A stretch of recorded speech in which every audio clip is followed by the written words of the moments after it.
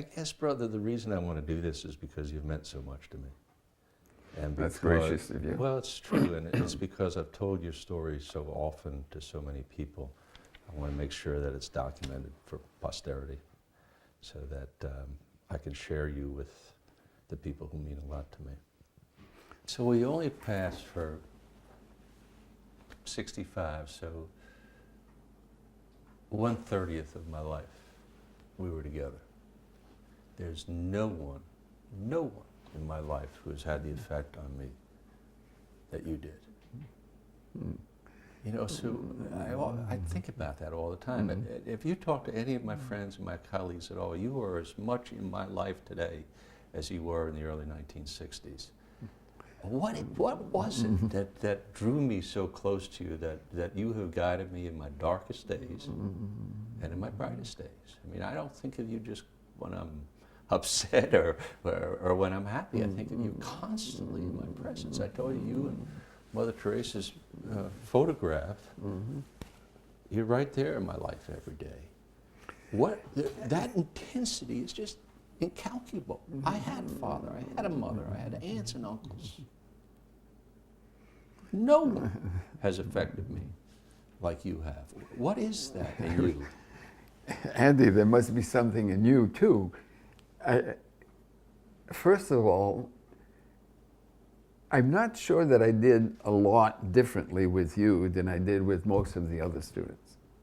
Okay. Now, in the sense that I feel a kind of an obligation that if somebody is in my class or somebody is a student of mine, that I really have to listen very attentively. I think also, though, sometimes you say, well, there's a relationship that is established quickly. You know, something happens. It's like there's a bond that's established.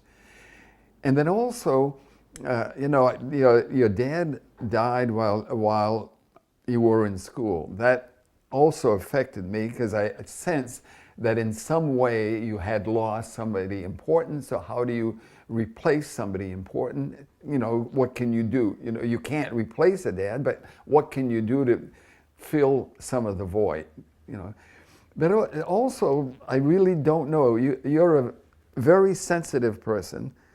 I've rarely seen anyone who is so appreciative of whatever I've done as a teacher or as an administrator. Rarely have I seen anyone so appreciative. So, you know, it always warms somebody's heart to know that some of the work that was done was effective and it made a difference, and someone has been blessed by it. You know, that's always a blessing because it blesses both, not only one. But I really don't know that there's anything special in me that I did for you that I would not have done for anybody else. I think it's also the way you receive the gifts that are given to you. You know, how do you relate to people who relate to you? So you probably have established a good relationship with almost everybody that you've come in contact with. You know, you've never been, I mean, you wouldn't have been that successful if there was not some element of strength in you that reciprocates whatever people give you. Other people may not express it to you, but I guarantee you it's there. I mean, I talk to people all the time about you. I mean, we talked last night about you. Different people express it in different ways, but you really have touched everyone who's come your way. So, I've got to tell you a family story of mine. My daughter Megan, who is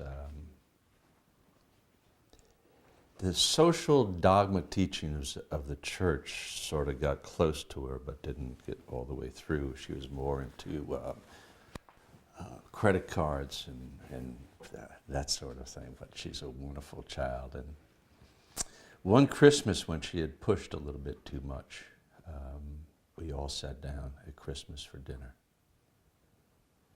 And I read her your letter from Uganda. And it was about how many bricks and sticks and all you built the dormitory and had running water and all. And told Megan that that was her Christmas gift. Oh, the fact that she had donated to you Okay. with resources. And it really did affect her, really did have a very Good. appreciable difference in her outlook in life. yeah. The last time I was on my way back from Rome. I don't know if you remember that. I had a session in Rome, and in fact, that time I had also gone to Medjugorje, and Cheryl had asked me just before leaving. She said, "We're having a surprise party for Andy. Could you make it?" I said, "Well, when's the date?" It was the following. I was arriving in Boston on, let's say, one day. The next day was the birthday. I said, "Well, then I'll fly straight to Charleston, and we'll do it that time." It was a huge day for me.